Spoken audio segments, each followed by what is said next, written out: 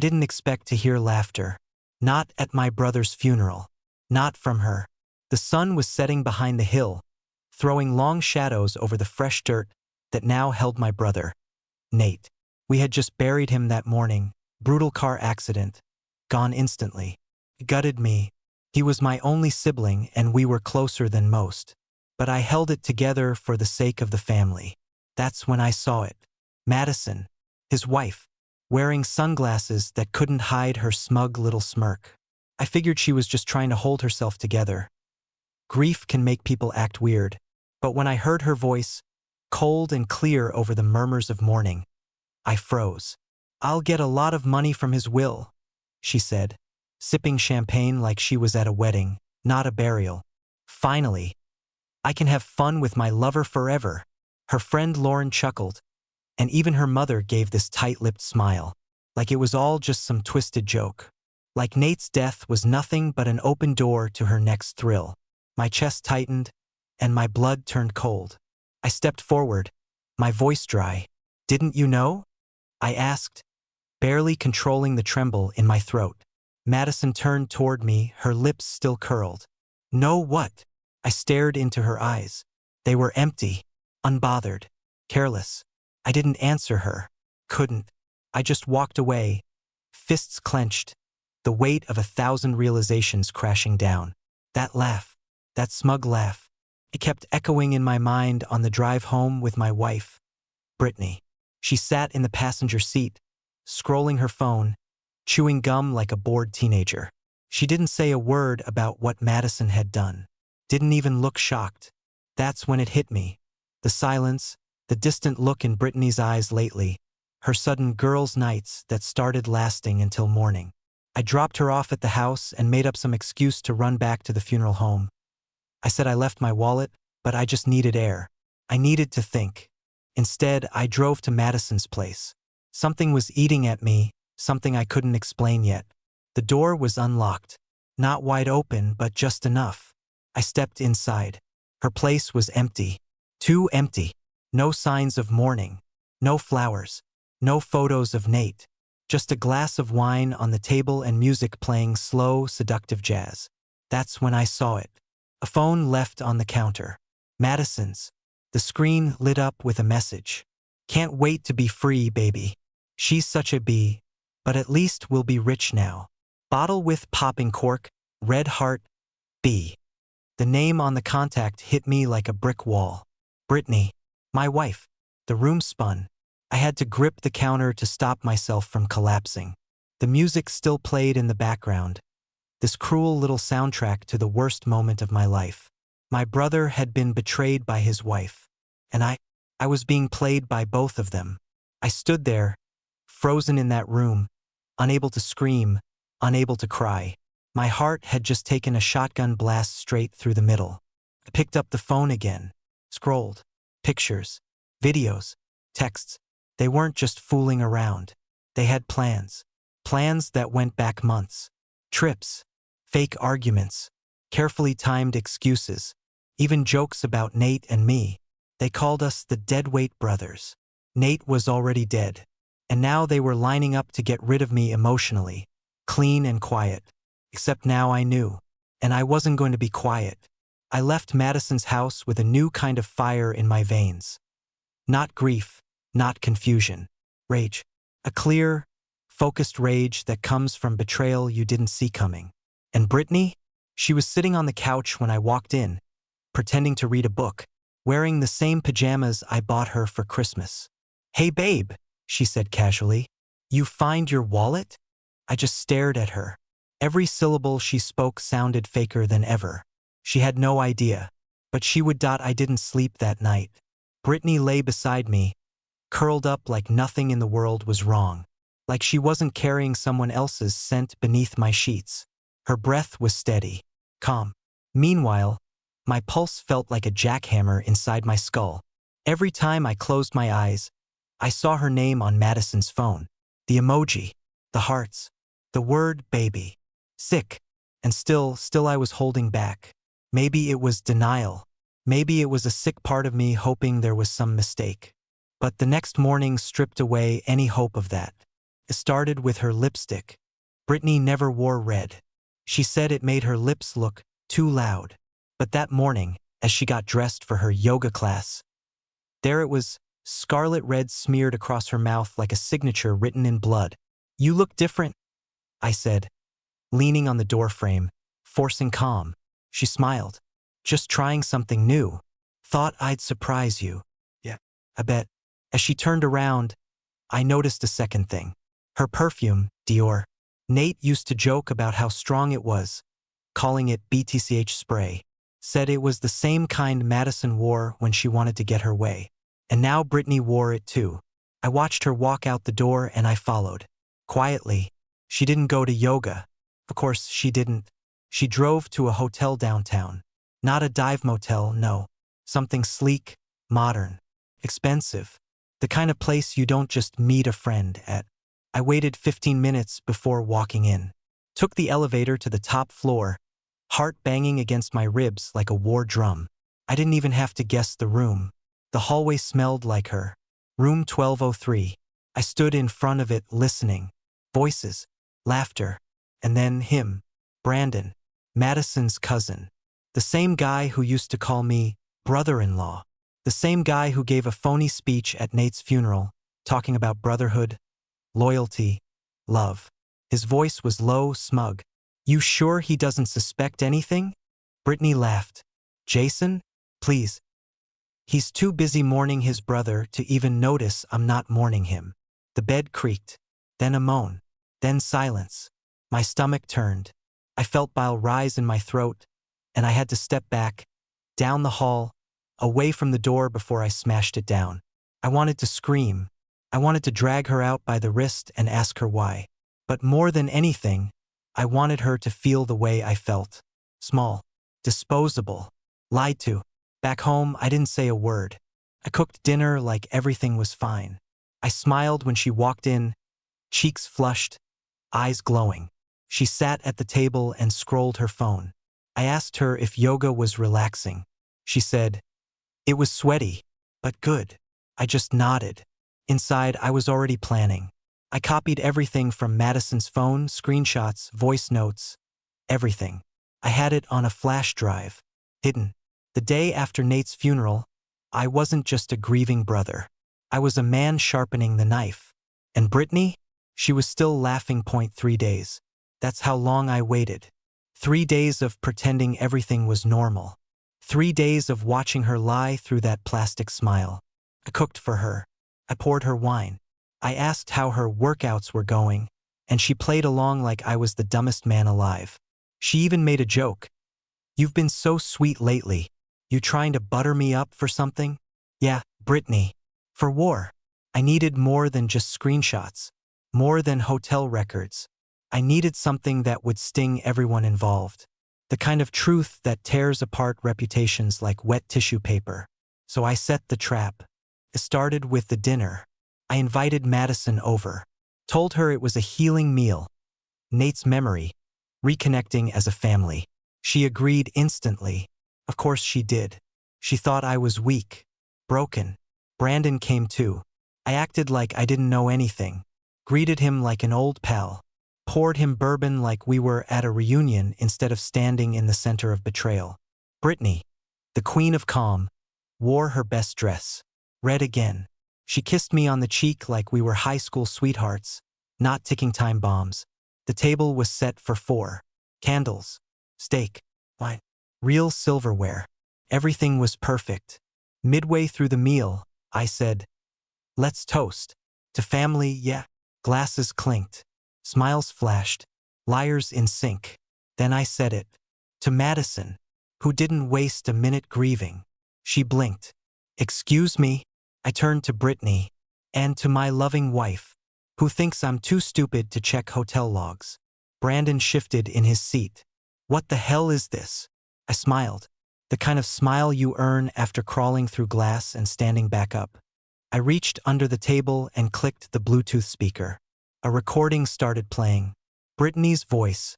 "He's so clueless. Once we get Madison her money, I'm gone. Brandon, you could at least fake it better. The guy's brother just died. Madison, please, Jason's always been Nate's shadow. Maybe he should have been in that crash too. The table went dead silent. Madison's mouth dropped. What the F is this? I leaned back, sipped my wine. Truth, sweetheart, tastes better than betrayal.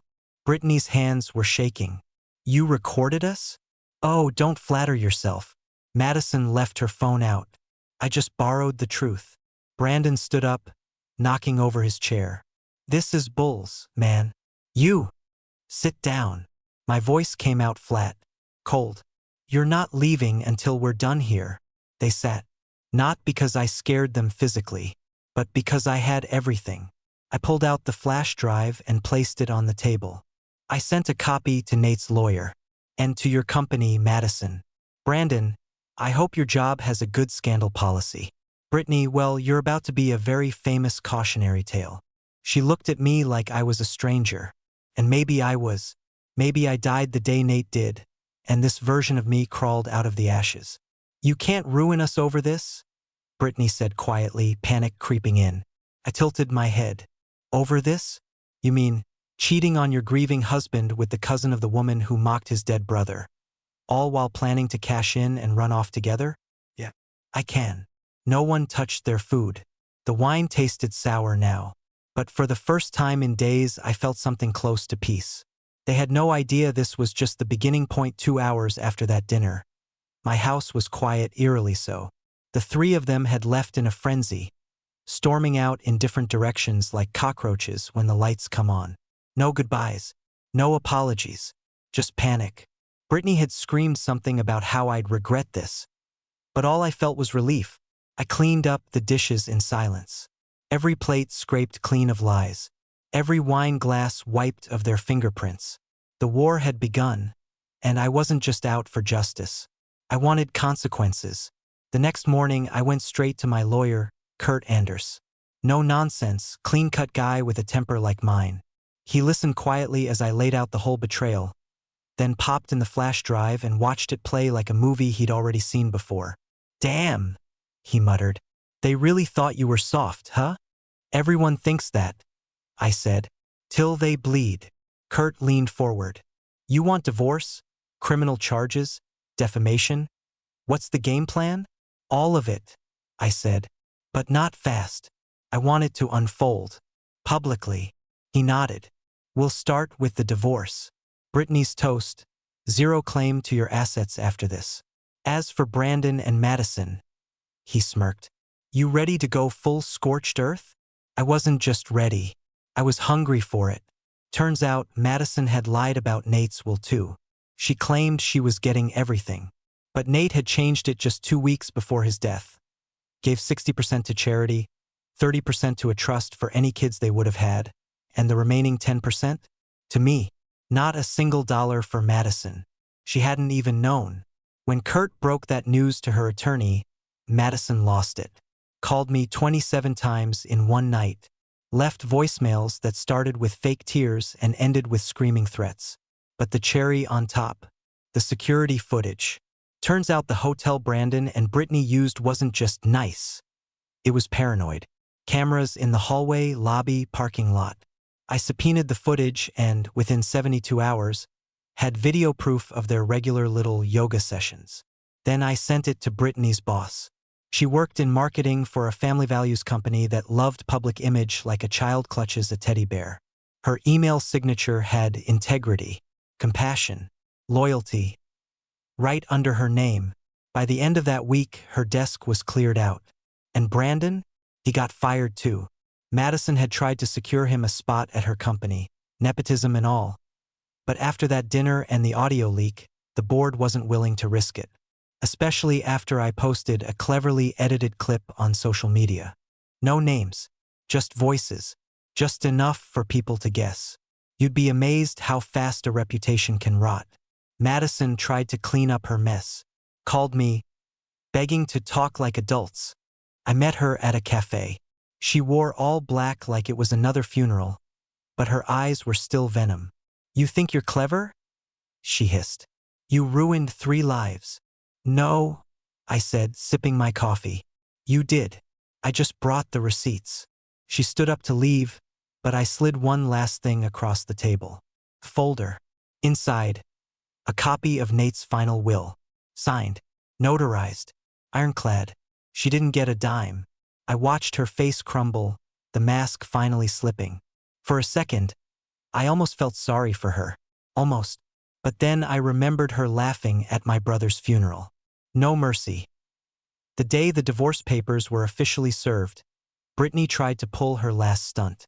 She showed up at my door wearing the same perfume, the same red lipstick, dressed like a high-end apology. Except I wasn't interested in confessions dressed as seduction. "Jason, please, can we just talk?" she asked, blinking rapidly like her tears were trying to find their cue. I stepped aside. Let her in. Not because I wanted her back. God, no. But because I wanted to hear what she had to say when she was cornered. She walked through the house slowly, like it was some kind of museum of the life she destroyed. Her fingers brushed the picture frame of me and Nate. She had the audacity to sigh. "You know I didn't mean for any of this to happen," she said softly. I leaned against the counter. Didn't mean for what? The lying? The sneaking around? Or the part where you and your little boyfriend laughed about my dead brother? That was Madison, not me. "Oh, don't even try it." I cut her off. "You're on the recording, Brittany." Clear as day. Her face changed. The fake guilt flickered into something sharper. Colder. "Fine. You want honesty?" I was bored, Jason. You were always just predictable, emotionally slow. You drowned in your brother's shadow and expected me to sit on the sidelines like some cheerleader. Brandon saw me. He made me feel something. And now he feels unemployed, I said. That shut her up. She sat down, crossed her legs, and stared me straight in the eye. I could still drag this out. I could fight for the house. You think your little evidence scares me? Courts get messy, Jason. I slid the manila envelope across the table. Already filed. Irrefutable adultery. Documented multiple times. You don't get the house. You don't get alimony. You get to pack and leave. If you want to make noise, I'll make headlines. Her face twisted. Not into fear, but hatred. Bitter, burning, woman-scorned hatred. You think you won? That you're some kind of hero now? No, I said. But I'm not the fool anymore. She left without slamming the door. That scared me more than if she had. That night, I took a drive out to Nate's grave. The sky was a dark velvet sheet, stars poking holes in it like tiny escape routes. I sat on the grass, bottle in hand, and poured a little out for him. You were right, you know, I said quietly. They never loved us. They just tolerated us. But we were loyal. Too loyal. The wind whispered through the trees. For a moment, I felt him there. Not as a ghost, but as memory stitched into my bones. I opened my phone. There it was again. That message Madison had said at the funeral, playing over in my head. I'll get a lot of money from his will, so I can have fun with my lover forever. Didn't you know? Know what? She didn't know Nate changed the will. She didn't know about the second clause. Because just before he died, Nate had left one final note with his lawyer. If anything happens to me, make sure Jason gets the truth. He's the only one I trust. Even in death, my brother had protected me. Now, it was my turn to carry the torch. I never planned on revenge. Not at first. I wanted peace. I wanted a clean break. But after hearing Brittany tell me I was predictable, while she played house with a man who couldn't spell integrity, something shifted. This wasn't just about betrayal anymore. It was about exposing it. Publicly. Permanently. 2 days after her visit, I got a call from Kurt, my lawyer. You're gonna want to see this, he said. When I arrived at his office, he had a printed email waiting for me, sent anonymously. Attached were more files, pictures, screenshots, a voice memo. It was Madison. Apparently, she'd started unraveling since the will revelation. Turns out she wasn't just screwing around with Brandon. She was also sleeping with one of Nate's business rivals, a guy named Sean Torres. That's who she was really planning to run off with. Brandon didn't even know. And here's the kicker. Sean didn't love her either. He had been recording their conversations. She was bragging about how she manipulated Nate into writing her into the will before he cut her out. The twist? She thought she could still forge something. The audio. Madison. I have a copy of his signature. All I need is a good scan. Then we say he signed a will update on his laptop before the crash. Sean. Laughing. You're gonna jail, baby. Madison. No one will care. I cry in court, show them my boobs. Blame grief. Done. Kurt looked at me after playing it. She just committed felony fraud on tape. I grinned. Send it in. Attorney General, media, everyone. But I wasn't done. Brittany still had one toe in the house. Her name was technically still on a few utilities, and I had a feeling she was waiting for me to slip up. Or beg. Or lose it. So I gave her exactly what she hated most. Silence. No calls. No texts. No outbursts. Instead, I started renovating. Tore out the bedroom she stained. Ripped up the couch where she used to pretend to be a loyal wife. I sold her car, moved the rest of her crap into storage, and changed every lock, password, and PIN code I owned. Then I posted a photo. Just one. Me standing in front of the house with a sledgehammer, smiling. The caption. New beginnings require demolition. Brandon liked the post. Probably thought I didn't know the full story. So I messaged him. Hey Brandon. Just wanted to thank you for helping me clean house. Oh, and check your company's press release tomorrow. Might want to update your LinkedIn. He didn't reply, but the next day, an article hit the local news. CEO's nephew accused in cover-up plot linked to deceased tech executive's will. Madison was named. Brandon was implicated. Brittany? Well, she was tagged in the comments by people who'd seen her with him at the hotel. Public opinion shredded them faster than any lawyer could. 3 snakes. 1 match. The whole nest burned. But here's what people forget about fire: it clears the ground. I finally started building again. Not out of bitterness. Out of freedom. And for the first time in months, I could breathe. It's strange how quickly life goes quiet after the storm. 1 week after the last article hit, it felt like the noise finally died down. No more voicemails from Madison. No passive-aggressive texts from Brittany. No bro emails from Brandon pretending like it was all a misunderstanding. Just peace. I sat on my porch one morning, coffee in hand, watching the sunrise over the street I once thought was ordinary. It looked different now, like I was seeing it for the first time. This was my house now. Not the one I shared with someone who saw me as a stepping stone. Not the place where lies were folded neatly between fresh laundry and polite dinners. No, this place had scars now, and I trusted it more because of them. I got a letter from Nate's old company that same morning. His team wanted to name a tech scholarship after him, the Nate Carson Foundation for Creative Engineers. I said yes before I even finished reading. The same people who once whispered behind his back were now praising him in articles, tributes, LinkedIn posts. I guess that's how it works. Death makes saints of the honest and ghosts out of the guilty. I visited his grave later that day. It was quiet there. The grass had finally grown in over the fresh earth. Someone had left flowers. Not Madison. These were real sunflowers, Nate's favorite. Probably from one of his old students or co-founders. I sat down beside him again. No bottle this time. Just silence. You were right about all of them, I said. And wrong about yourself. You thought you were the weak one in the family. You weren't. I stayed there for an hour. Maybe more. Long enough for the guilt to leak out of me like air from a tire. I'd done things I wasn't proud of. Revenge always leaves some dirt on your hands, even if you're the one who was wronged. But I didn't regret any of it. Because now the masks were off. The truth stood in daylight. Later that night, I got a message from Brittany. First one in over a week. You win. I hope you're happy. I didn't answer. What was there to say? She lost a war she never thought I'd fight. And honestly, the fact that she called it a game from the start was the real tragedy. She played checkers while I watched the chessboard. 2 days later, Madison made one final move. Her lawyer sent an offer. She'd agreed to close out everything, no more disputes, no more noise, if I agreed to take down the recordings from the internet. I didn't respond. Not because I was still angry, no, I'd moved past anger. I just believed in consequences. You can't set fire to people's lives and then ask for shade when the flames start burning you. Brandon disappeared from social media. Rumor was he moved to Arizona, started some tech repair shop with money he borrowed from his father. Brittany moved in with her sister. I heard through mutual friends she was working on herself. Good. Let her work. Let her find what she thinks she lost. Me?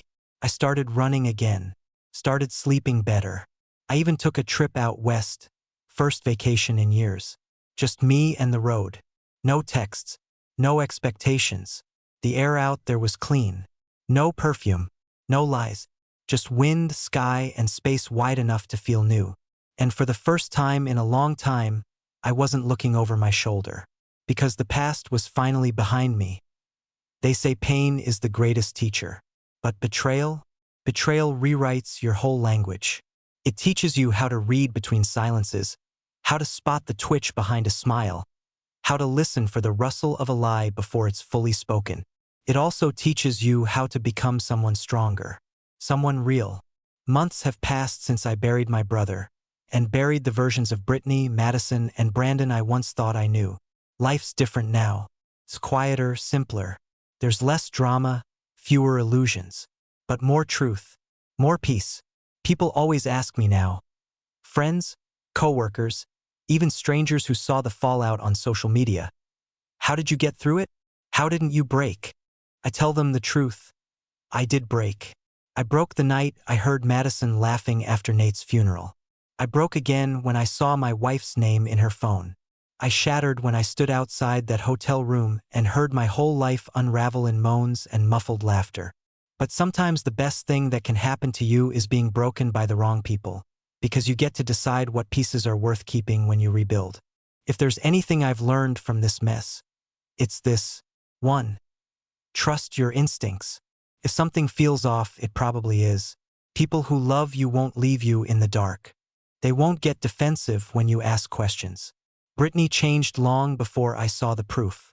But I wanted to believe the woman I fell in love with still existed. She didn't. She'd been replaced by someone who liked the idea of loyalty more than the reality of it. 2. Don't be afraid to lose people who already left you emotionally. They may still eat dinner with you, sleep in your bed, laugh at your jokes. But they're gone. Their soul already packed its bags. Their heart already checked out. I was fighting to save a marriage that only I was inside of. That's not love, it's survival. And love should never feel like drowning. 3. Documentation is power. Screenshots, recordings, journal entries, time-stamped truths. These things matter, especially when liars play victim. Don't let their charm out-argue your facts. 4. Never underestimate your quiet. When I stopped reacting, they got scared.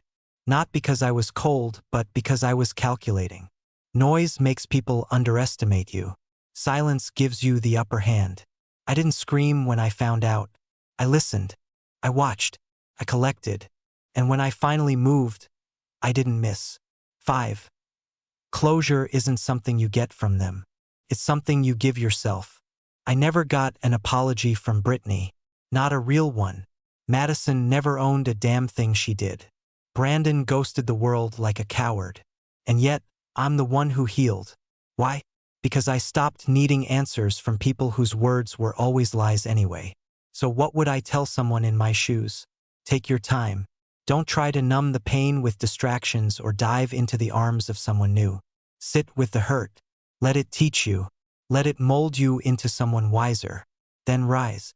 Quietly, powerfully, and with no interest in revenge, just freedom. I'm not the same man I was before this all started. I'm better. Not because of what they did, but because I refused to let it define me. Nate once told me, sometimes, what breaks you saves you. I never understood that until now. And if you're reading this, living in the ruins of your own betrayal, just know, there's life after the fire, and it's yours to build. Jason.